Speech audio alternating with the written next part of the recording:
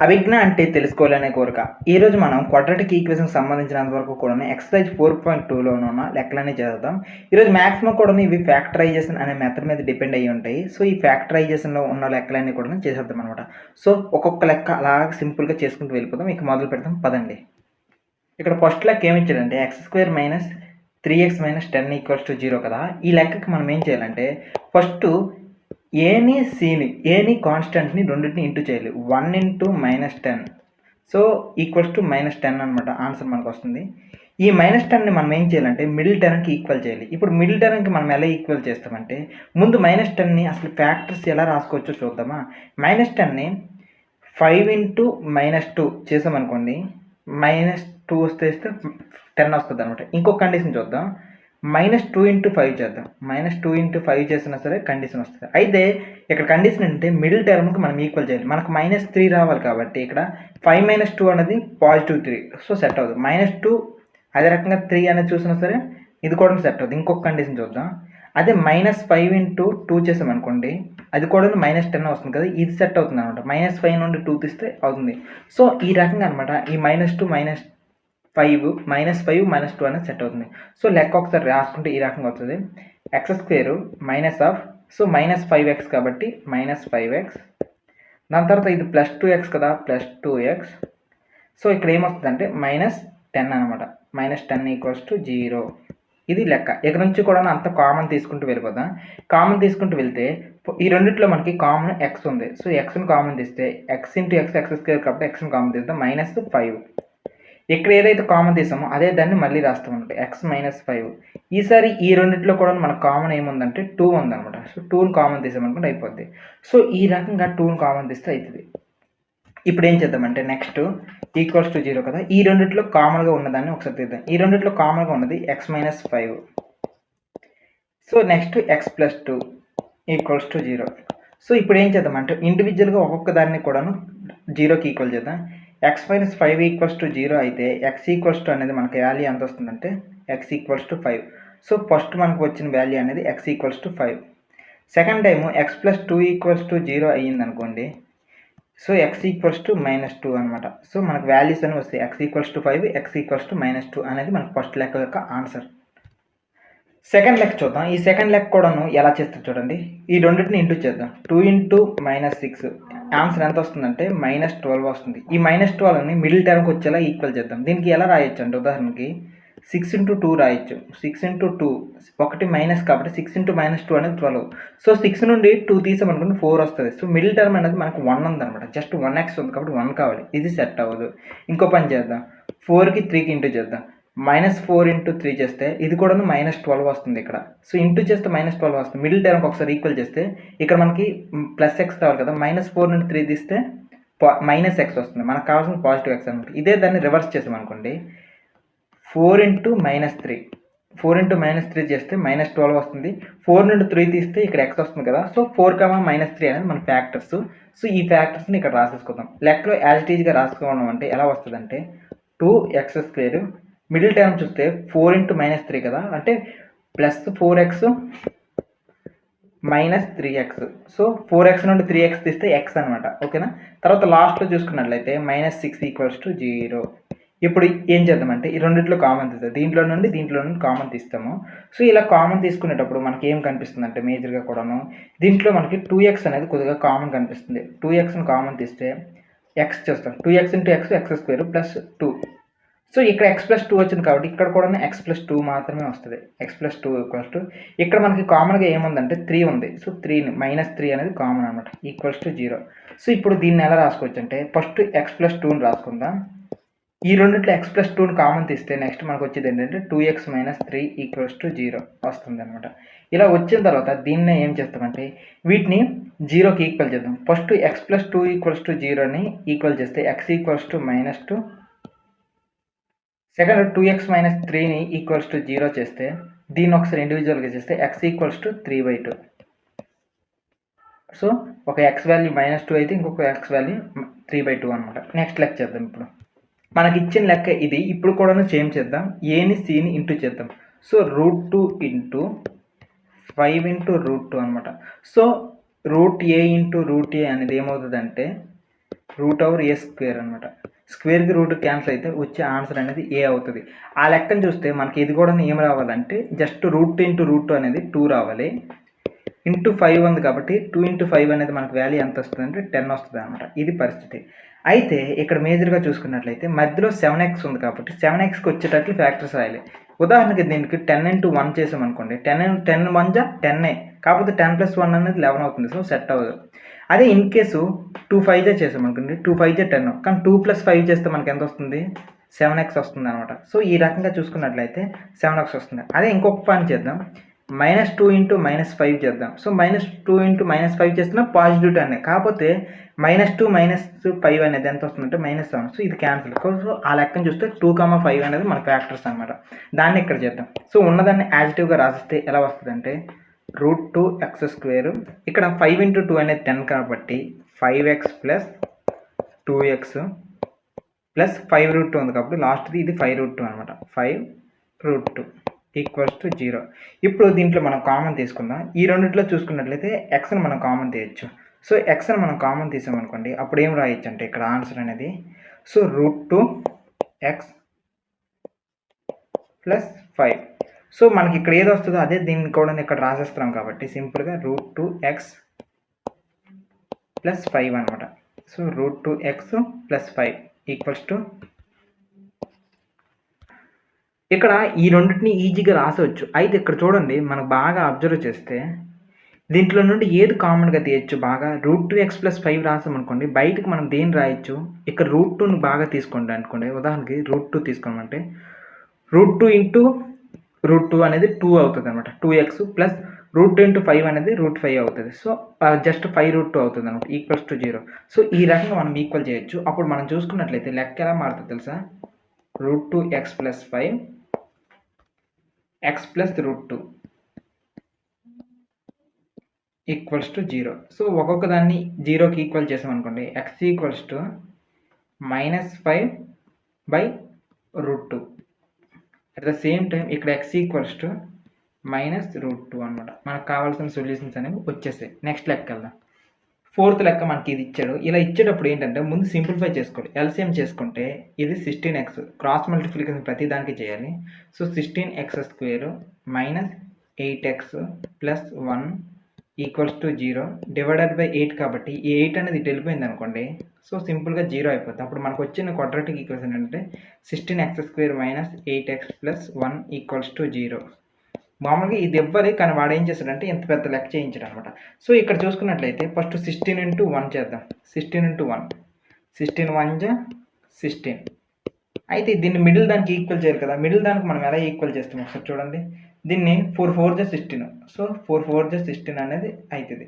అయితే మధ్యలో 8 ఉంది కదా, 8 అనే దానికి ఏంటంటే -4 ఇంటూ -4 చేసామనుకోండి, minus into minus plus 4 into 4 16 సరిపోయింది. సో ఇక్కడ -4 కూడా ఇక్కడ 8x వస్తుంది కాబట్టి -8x సెట్ అయిపోద్ది అనమాట. So 16x² -4x plus 1 = 0.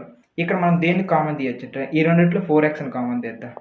4xని common తీసుకున్నాం అనుకోండి, 4 4 జా 16 x -4x ఇంటూ 1. ఓకేనా, ఇక్కడ కూడా సేమ్ అలానే 4x - 1 తీసుకున్న తర్వాత ఇక్కడ దేన్ని కామన్ చేయొచ్చు అంటే -1ని కామన్గా తీయచ్చు = 0. సో ఇక్కడ -1 into 4x -4x minus into minus plus కాబట్టి సరే సెట్ అయిపోయింది. సో ఇప్పుడు ఈ స్టెప్లోనే ఎగ్జాక్ట్గా ఏం చేయొచ్చు, ఇంకా ఇక్కడ మేజర్గా చూసుకున్నట్లయితే ఈ 4x - 1ని ఇప్పుడు కామన్ తీద్దాం. 4x - 1 కామన్ తీస్తే మనకి ఏమొస్తుంది తెలుసా, మళ్ళీ 4x - 1 = 0. ఒక్కొక్క దాన్ని ఇండివిజువల్గా అనమాట, ఒక్కొక్క దాన్ని ఈక్వల్ చేస్తే 4x - 1 = 0, x = 1/4. ఇక్కడ x = 1/4 వస్తుంది, ఎందుకంటే అది కూడా x - 4 కదా. మనకు కావాల్సిన ఫ్యాక్టర్స్ అనేవి వచ్చేసాయి, రూట్స్ జీరోస్ వస్తాయి అనమాట మనకు కావాల్సినవి. ఇప్పుడు ఈ సెకండ్ లెక్క చూద్దాం. సెకండ్ లెక్క ఏమంటున్నాడంటే ప్రాబ్లమ్ సాల్వ్ చేయమన్నాడు. ఎగ్జాంపుల్ 1లో ఉన్న వాటిని సాల్వ్ చేయమన్నాడు. అసలు ఎగ్జాంపుల్ 1 ఎక్కడ ఉంది చూద్దాం ఒకసారి. మేజర్గా ఎగ్జాంపుల్ 1 ఎక్కడ ఉంది, ఎక్సర్సైజ్ 4.1 వస్తుంది. ఎగ్జాంపుల్ 2 ఇది. సో ఎగ్జాంపుల్ 1కి వెళ్తే సో ఎగ్జాంపుల్ 1 ఎక్కడ ఉంది, దీంట్లో మరి ఎక్కడ ఉన్నాయి ఈక్వేషన్స్ అంటే సో x² - 45x × 3 × 4 అదొకటి ఉంది. నెక్స్ట్ ఇది ఇంకొకటి ఏముంది, ఇక్కడ చూస్తే x² మైనస్ 55x ప్లస్ 750 ఇది ఒకటి ఉంది. ఈ రెండు ఈక్వేషన్‌ని సాల్వ్ చేసి పడేద్దాం. ఆన్సర్ తెలిసిపోద్ది. మనకి ఫస్ట్ లెక్క చూసుకున్నట్లయితే x² మైనస్ 45x ప్లస్ 324 కదా. సో ముందు ఇక్కడ ఉన్న కోఎఫిషియంట్‌ని దీన్ని ఇంటూ చేద్దాం. 1 ఇంటూ 324 అనేది ఎలా వస్తుందంటే 324 వస్తుంది. 324కి మనం ఫ్యాక్టర్స్ రాయాలి. ఫ్యాక్టర్ రాస్తే అది 45x రావాలి. సో ఇలాంటి దానికి ఫ్యాక్టర్స్ రాసేటప్పుడు సరదా తీరిపోద్ది కాబట్టి సింపుల్గా ఎల్సిఎం లాంటిది చేద్దాం. ఎల్సిఎం అంటే ఇది ఈ రకంగా రాసుకుందాం డివిజన్ లాగా. సో ఈ రకంగా రాసుకునేటప్పుడు మేజర్గా చూసుకున్నట్లయితే 2 1 జా 2, 3 అటు వెళ్తే 1 అటు వెళ్తే 2 6 జా 12, 2 2 జా దీన్ని ఇంకా వెళ్దాం 2 8 జా 16, 2 1 జా దీన్నే చేస్తే 9 ఇంటూ 9 9 9 జా 81 అనమాట. సో ఈ రకంగా మనం చేయొచ్చు. ఇలాంటి దానికి ఎలా చేయొచ్చు అంటే సో ఇది లెక్క. ఈ లెక్కలో ఇప్పుడు మనం ఫ్యాక్టర్స్ ఎలా రాసుకోవచ్చు అంటే 45ని ఎలా రాసుకోవచ్చు అంటే ఇది 2 ఇంటూ 2 అనేది 4 అనమాట. 4 ఇంటూ 9 ఇంటూ 9గా రాసుకుందాం ఒకసారి. ఉదాహరణకు 4 ఇంటూ 9 ఇంటూ 9గా రాసుకుంటే సో 4 ఇంటూ 9 36, 36 ఇంటూ 9 చేసామనుకోండి అది కూడా 324 అవుతుంది కదా. మనకి ఏమన్నాడు లెక్క మధ్యలో 45 రావాలన్నాడు కదా.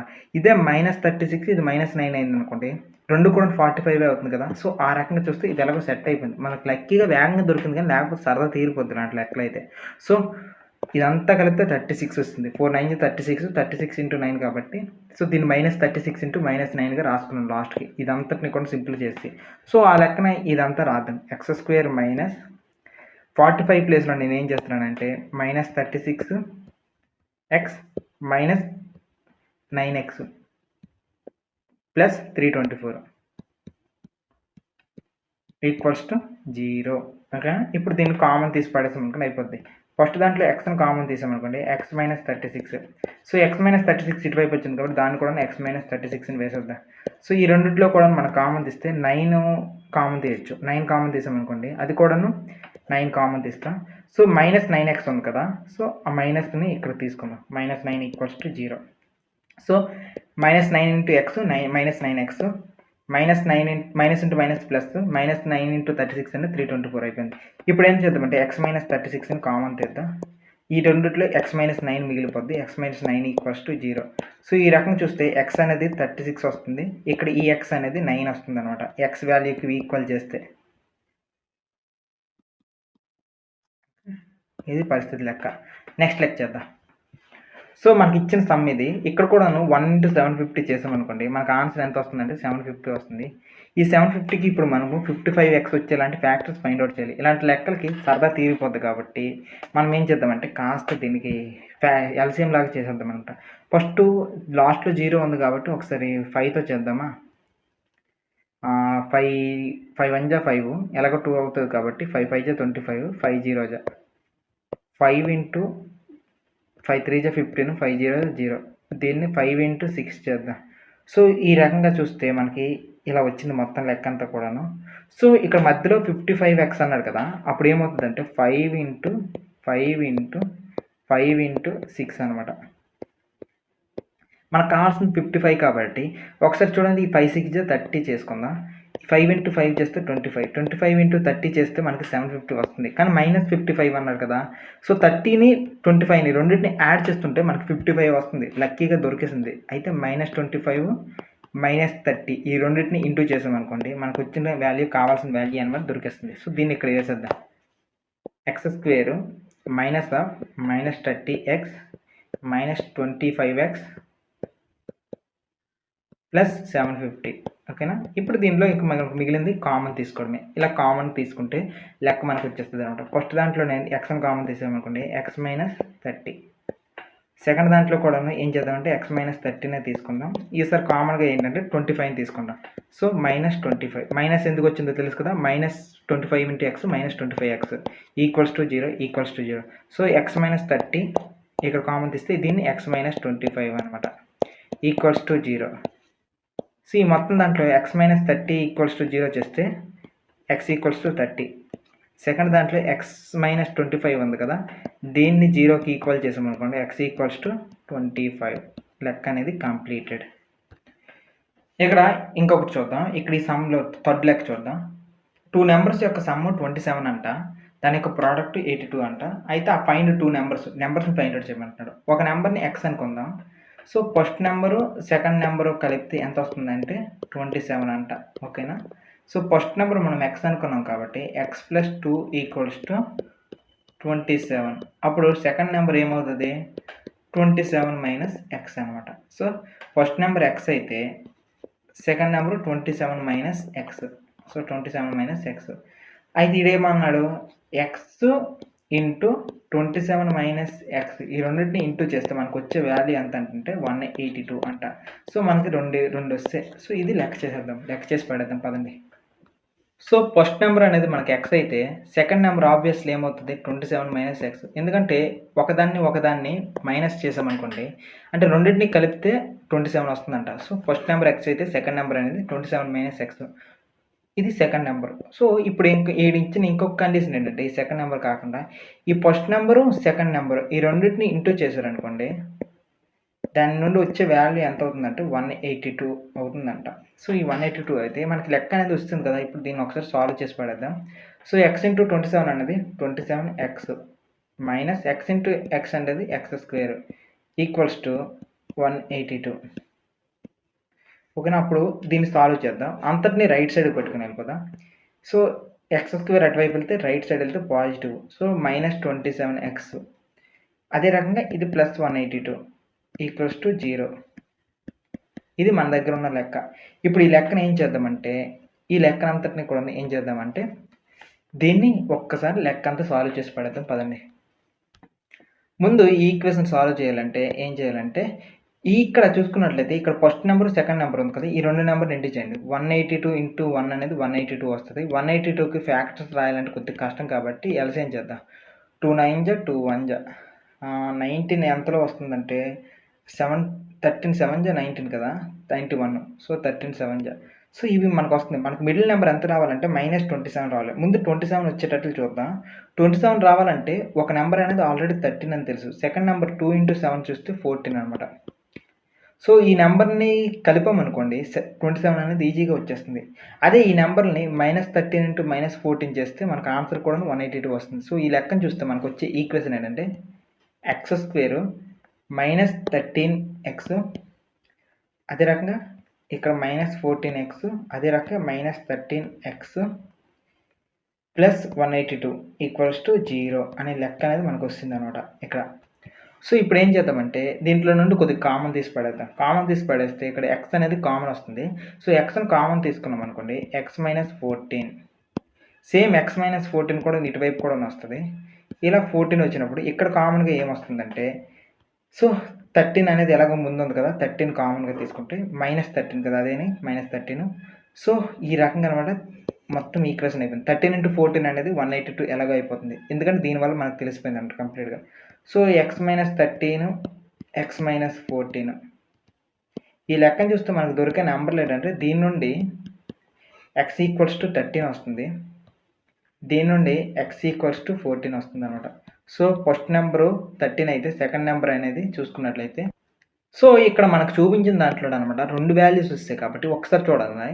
ఫస్ట్ నెంబర్ ఎక్స్ అనుకుందాం. ఉదాహరణకి ఫస్ట్ నెంబర్ ఎక్స్ అనుకుంటే సెకండ్ నెంబర్ ఏమవుతుంది 27 మైనస్ ఎక్స్ అవుతుంది కదా. అంటే ఫస్ట్ నెంబర్ 13 అయింది అనుకోండి 27 మైనస్ 13 అంటే ఆన్సర్ మనకి 14 వస్తుంది అనమాట. అంటే సెకండ్ నెంబర్ అనేది 14 అవుతుంది.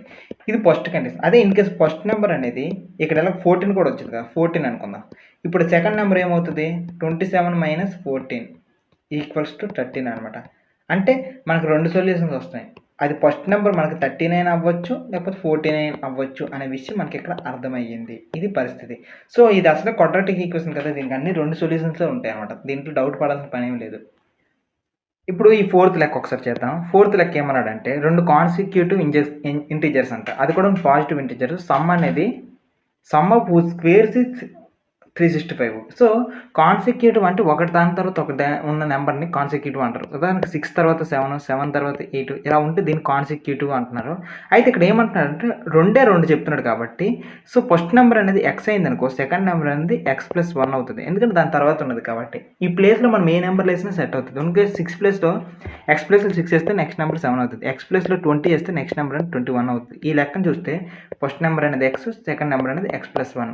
అయితే వీడు ఇంతటితో ఆపలేదు. దీని తర్వాత ఇంకొక మాట ఏమన్నాడంటే ఈ రెండిటి యొక్క స్క్వేర్స్ అన్నాడు. సో ఈ రెండిటి యొక్క x² plus x+1 whole square.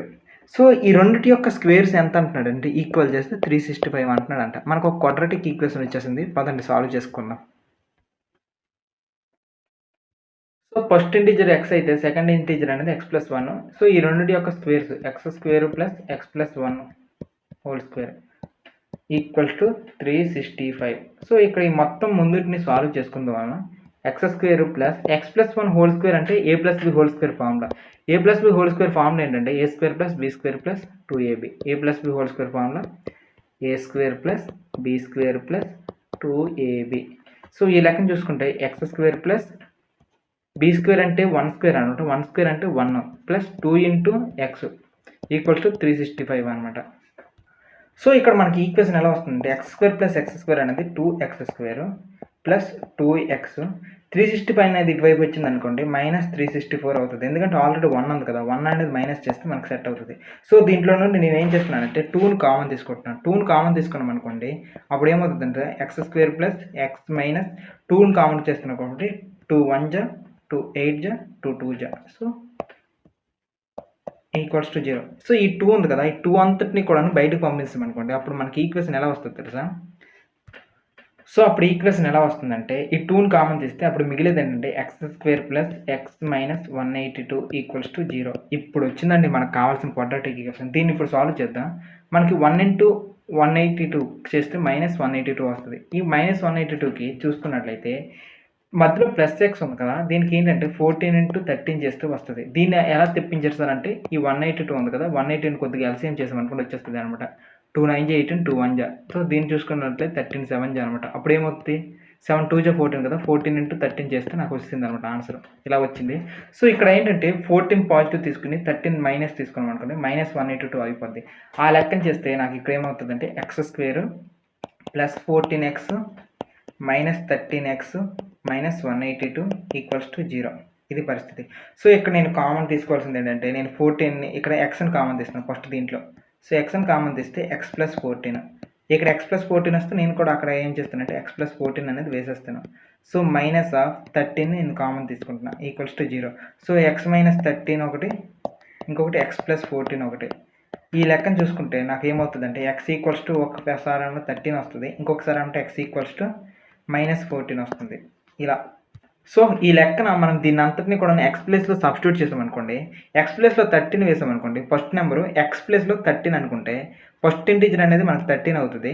దాని తర్వాత సెకండ్ ప్లేస్లో అనమాట x + 1 కదా, 13 + 1 అనేది 14 అవుతుంది. అంటే ఒక ఇంటీజర్ అనమాట x ఈక్వల్స్ టు 13 అయితే ఇంకొకటి x + 1 ఈక్వల్స్ టు 14 అనేటప్పుడు ఇక్కడ x ప్లేస్లో 13 వేస్తే సెట్ అవుతుంది. ఓకేనా, అది పరిస్థితి లెక్క. సో ఇప్పుడు 5th క్వశ్చన్ చూద్దాం. 5th క్వశ్చన్ ఏమంటున్నాడంటే ఒక రైట్ యాంగిల్ ట్రయాంగిల్ అంట. సో ఇది ఒక right angle triangle. Right angle ట్రయాంగిల్కి ఇక్కడ రైట్ యాంగిల్ ఉంటుంది. సో ఏమన్నాడంటే ఈ రైట్ యాంగిల్ ట్రయాంగిల్లోన దీని యొక్క హైపోటెన్యూస్ అనేది 13 సెంటీమీటర్స్. హైపోటెన్యూస్ అంటే రైట్ యాంగిల్కి ఎదురుగా ఉన్నదాన్ని హైపోటెన్యూస్ అంటారు. సో ఇది 13 సెంటీమీటర్స్. దాని తర్వాత సెకండ్ సైడ్ చూసుకున్నట్లయితే the altitude of the right altitude అంటే హైట్ అనమాట. Height of the right angle triangle is 7 centimetres less than its base. So base కన్నా 7 సెంటీమీటర్స్ తక్కువ. సో బేస్ x అనుకుంటే దాని యొక్క హైట్ ఎంత అవుతుంది x - 7.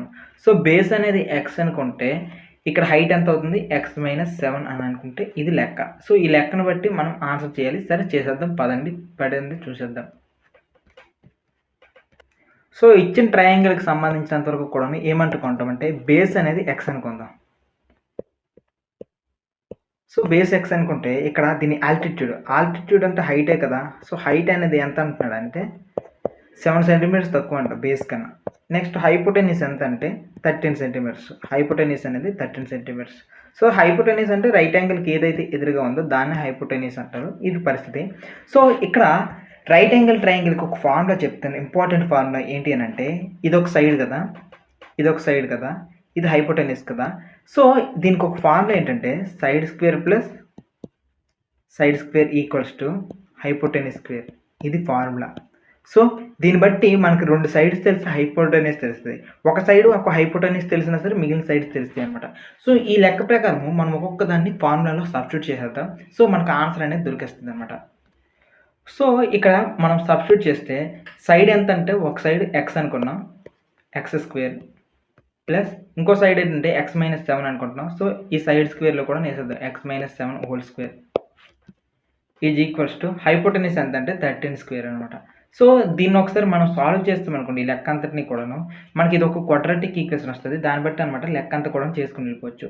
సో ఇక్కడ మనకు ఒకటి ఫార్ములా ఉంది. ఈ ఫార్ములా బట్టి ఏంటంటే ఇది ఎక్స్ మైనస్ 7 అనేది A minus B whole square formula ఉంది కాబట్టి A minus B whole square is equals to A square plus B square minus 2ab. So ఇదనమాట ఫార్ములా. ఇప్పుడు ఒక్కొక్క దాన్ని మనం చేసుకుంటూ వెళ్ళిపోదాం లెక్కలో. సో ఫస్ట్ స్టెప్లో చూస్తే ఎక్స్ స్క్వేర్ అనేది ఎక్స్ స్క్వేర్గానే ఉంటుంది. తర్వాత ఎక్స్ మైనస్ 7 హోల్ స్క్వేర్ ఉంది కదా, అంటే ఏ స్క్వేర్ అంటే X square plus B square అంటే 7 స్క్వేర్ అంటే 49 మైనస్ ఇంటూ మైనస్ అనేది ఎలాగో ప్లస్ అవుతుంది కాబట్టి అందుకే ఇది పాజిటివ్ 49 అందులో. అప్పుడు మైనస్ 2 ఇంటూ ఏ అంటే ఎక్స్ అనమాట 2x, బి అంటే 7 ఈక్వల్స్ టు 13 స్క్వేర్ అంటే 169 అనమాట. ఇదంతా కూడా మీరు ట్రిగనోమెట్రీ చేశారనుకోండి ఈజీగా ఇదంతా అర్థమైపోద్ది. ఇప్పుడు మొత్తం కూడాను సాల్వ్ చేసుకుంటూ వెళ్దాం. So X square plus X square అనేది 2x స్క్వేర్ అవుతుంది ప్లస్ 49 కదా, 49ని లెఫ్ట్ సైడ్ పంపించేద్దాం. అప్పుడు ఏమవుతుంది అంటే 169 మైనస్ 49 అవుతుంది. ఇక్కడ 2 ఇంటూ 7 అనేది 14 తర్వాత ఎక్స్ 14x అనమాట. ముందుకు మైనస్ సింబల్ ఉంది కాబట్టి ఇక్కడ ఏమవుతుంది అంటే మైనస్ 14x. సార్ అదేంటి సార్ మరి ప్లస్ ఉంది కదా, ఆ ప్లస్ని చెరిపేసి దాన్ని అంతటినీ కూడా నీట్గా రాసేద్దాం ఒకసారి. ఇది మైనస్ 14x అనేది ఇక్కడ చూసుకుంటే మైనస్ 14x. సో 169 నుండి 49 తీస్తే ఎంత అంటే ఆన్సర్ మనకి 120 వస్తుంది అనమాట. So 2x square minus 14x minus 120 equals to 0. దీనిలో నుండి 2ని కామన్ చేస్తే 2 1 జా 2 7 జా 2 into 60. So X square minus 7x minus 60 equals to 0. ఈ క్వాడ్రాటిక్ ఈక్వేషన్ ఒకసారి సాల్వ్ చేసేద్దాం, మనకు ఆన్సర్ అనేది దొరికేస్తుంది. సో ఇది సాల్వ్ చేయాలంటే 1 ఇంటూ మైనస్ 60. సో మైనస్ 60కి ఒకసారి ఫ్యాక్టర్స్ రాసుకున్నాం అనుకోండి సెట్ అయిపోద్ది అనమాట. సో ఇది ఏంటంటే 12 5 జా 60 అనమాట. సో 12 5 జా 60 పైన మైనస్ ఉంది కదా, మైనస్ కాబట్టి రెండిట్లో ఏదో ఒకటి మైనస్ పెట్టుకుందాం. అయితే ఇక్కడ మిడిల్ టర్మ్ మైనస్ 7x ఉంది కాబట్టి ఈ మిడిల్ టర్మ్కి ఈక్వల్ అయ్యేటట్లు చేసుకోవాలన్నమాట. మిడిల్ టర్మ్కి ఈక్వల్ అయ్యేటట్లు అంటే ఇది కానీ మైనస్ 12 ఉందంటే సెట్ అయిపోతుంది అనమాట. సో ఈ లెక్కను చూస్తే X square minus of minus 12x plus 5x minus 60 equals to 0. So first దాంట్లో నుండి ఎక్స్ని కామన్ తీస్తే ఎక్స్ మైనస్ 12. సో ఇదే ఎక్స్ మైనస్ 12ని మనం ఇక్కడ కూడా నేస్తాం అనుకోండి ఎక్స్ మైనస్ 12. దీంట్లో నుండి దేన్ని కామన్ తీయచ్చు అంటే 5ని కామన్ తీద్దాం. సో 5ని కామన్ తీస్తే 5x మైనస్ 12 సో ప్లస్ అనమాట. సో ఇక్కడ మనకి ఏమొస్తుందంటే ఎక్స్ ప్లస్ 5 కామన్ తీసుకోవచ్చు, తర్వాత ఎక్స్ మైనస్ 12 కామన్గా తీసుకోవచ్చు. సో ఇది ఈక్వల్స్ టు 0, ఇది ఈక్వల్స్ టు 0. ఇక్కడ మనకు ఫైనల్గా చూసుకున్నట్లయితే ఎక్స్ ఈక్వల్స్ టు మైనస్ 5 వస్తుంది ఇక్కడ. సో ఇక్కడ ఏంటంటే X equals to minus 5 at the same time ఇక్కడ ఎక్స్ ఈక్వల్స్ టు 12 వస్తుంది అనమాట. ఇది సిచ్యువేషన్ ఈ లెక్కలో చూసుకున్నట్లయితే. సో ఎందుకంటే ఈ రెండింటిని కూడా ఈక్వల్ టు 0 చేస్తున్నాం కదా, ఇలా చేస్తే మనకి ఏమవుతుందంటే బేస్ అనేది మనకి అనమాట బేస్ అనేది ఇక్కడ బాగా చూసుకున్నట్లయితే బేస్ 12 సెంటీమీటర్ అయ్యింది అనుకోండి. సో ఉదాహరణకి మనం ఏమనుకున్నామంటే బేస్ అనేది ఎక్స్ అనుకున్నాం. సో బేస్ అనేది ఎక్స్ ఎప్పుడైతే అనుకున్నామో అప్పుడు ఎక్స్ ఈక్వల్స్ టు మనకు బేస్ అంతా 12. ఓకేనా, బేస్ అనేది మనకి ఇక్కడ 12 అనే విషయం మనకి ఇక్కడ అర్థమైంది. దాంతో పాటుగా దాని యొక్క ఆల్టిట్యూడ్ అనుకున్నాం కదా, ఆల్టిట్యూడ్ని ఏమనుకున్నాం అంటే ఎక్స్ మైనస్ 7 అని అనుకున్నాం. ఎక్స్ మైనస్ 7 అంటే 12 మైనస్ 7 అంటే ఇక్కడ ఆన్సర్ ఎంత వస్తుందంటే 5 సెంటీమీటర్స్ వస్తుంది అనమాట. ఇది పరిస్థితి. సో దీని యొక్క ఆల్టిట్యూడ్ అనేది 5 సెంటీమీటర్స్, అదే రకంగా బేస్ అనేది 12 సెంటీమీటర్స్. సార్ మైనస్ 5 ఎందుకు తీసుకుంటారంటే అసలు ట్రయాంగిల్లో మైనస్ 5లు రావు, సైజుల్లో అనమాట మైనస్ 5లు ప్లస్ 5లు రావు కాబట్టి దీని సైడ్కి పక్కన పెడేస్తే మనకి 12 అనేది మన ఆన్సర్ అవుతుంది. సో ఈ రకంగా 12 అనేది మన బేస్ అయితే 5 అనేది దాని యొక్క ఆల్టిట్యూడ్ అవుతుంది అనే విషయం మనకు అర్థమవుతుంది. ఇప్పుడు లాస్ట్ లెక్క 6th లెక్క చూద్దాం. సో ఇప్పుడు 6th లెక్క చేద్దాం. 6th లెక్క చేయడానికన్నా ముందు ఒక బేసిక్ లెక్క అడుగుతాను. ఈ బేసిక్ లెక్క ఏంటంటే ఒక పెన్ను ప్రైసు 5 రూపాయలు. ఓకేనా, పెన్ను ప్రైస్ 5 రూపాయలు. 5 రూపాయలు ఉన్నప్పుడు అలాంటి పెన్స్ అనేవి 200 కొన్నాను. అప్పుడు నాకు ఆన్సర్ ఎంత 200 ఇంటూ 5 చేస్తాం కదా, అంటే ఎంత అవుతుంది 1000 రూపీస్ అవుతాయి. ఇది లెక్క. సో ఇక్కడ ఏంటంటే నెంబరు దాని తర్వాత దాని యొక్క ప్రైస్ ఈ రెండు కూడా వేస్తాం. సో నెంబరు దాని యొక్క ప్రైస్ని రెండింటిని ఇంటూ చేస్తే మనకు ఆన్సర్ వచ్చేస్తుంది. సేమ్ అలానే చూద్దాం. ఇక్కడ ఒక కాటేజ్ ఇండస్ట్రీ ఉందంట. కాటేజ్ అంటే మంచం అనుకుంటా నాకు తెలిసినంత వరకు కూడా. ఈ మంచాలు అనేవి ఒక రోజుకి సర్టెన్ నెంబర్ ఆఫ్ ఆర్టికల్స్ని ప్రొడ్యూస్ చేస్తారంట. సర్టెన్ అన్న ఎప్పుడైతే అన్నాడో దాని యొక్క అర్థం ఏంటి, అది ఎక్స్ అని అర్థం చేసుకోవాలి. సో నెంబర్ ఆఫ్ ఆర్టికల్స్ ఎంత, ఎక్స్ అని అనుకుందాం. అయితే ఆ రోజు అంటే ఆ పర్టికులర్ డే రోజు వాళ్ళ కాస్ట్ ఆఫ్ ప్రొడక్షన్లో చూసుకున్నట్లయితే ఈచ్ ఆర్టికల్ యొక్క కాస్ట్ ఎంత అవుతుందంటే ఆ రోజు మొత్తం ప్రొడక్షన్ సంబంధించినంత వరకు ఒక్కొక్క ఆర్టికల్ యొక్క ప్రైస్ ఎంత అంటే ₹3 ఎక్కువ. దేనికి డబల్ కన్నా ₹2 ఎక్కువ, ₹3 ఎక్కువ అనమాట. ఇప్పుడు ఒక ప్రైస్ యొక్క దాని యొక్క ఎక్స్ అనుకుంటే ఆ రోజు ఏమంటున్నాడు డబల్. సో డబల్ అవుతుంది, దాని మీద ₹3 ఎక్స్ట్రా అవుతుందంట. ఇది లెక్క ఇక్కడ మేజర్గా అబ్జర్వ్ చేస్తే. సో ఇక్కడ ఈ లెక్కలో మేజర్గా మనం అబ్జర్వ్ చేసినట్లయితే ఏమన్నాడు, ఒక పర్టికులర్ డే రోజు దాని యొక్క ప్రైస్ ఎలా ఉంది, డబల్ మీద ఒక ₹3 ఎక్స్ట్రా వస్తుంది అనమాట దాని యొక్క ప్రైస్. సో ఆ కాస్ట్ ఆఫ్ ప్రొడక్ట్కి సంబంధించి అయితే ఆ రోజు వాటికి సంబంధించినంత వరకు కూడాను మొత్తం ప్రొడక్షన్ ఎంత అయిందంటే ₹90 వచ్చిందంట. ఆ రోజు టోటల్ చూస్తే ₹90 వచ్చింది. దేనికి, మొత్తం ఆర్టికల్స్ని ఇచ్చేస్తే. సో ఒక ఆర్టికల్ ప్రైస్ అనేది 2x+3 ఒక ఆర్టికల్ ప్రైస్. అలాంటివి ఎన్ని ఆర్టికల్స్, టోటల్గా ఎక్స్ ఆర్టికల్స్. సో ఎక్స్ ఆర్టికల్స్ని అన్నిటికి సంబంధించినంత వరకు కూడా ఒక్కొక్క ప్రైస్ని చేస్తే ₹90 వచ్చింది. ఇంతకుముందు చెప్పినట్టే అనమాట. పెన్నులు 200. సో ఇక్కడ 200 అనేది ఎక్స్ అనమాట. ఇంటూ ఒక పెన్ను కాస్ట్ అనేది ₹5 ఈక్వల్స్ టు 1000 ఎలా వచ్చిందో సేమ్ అలా అనమాట. Number of articles X.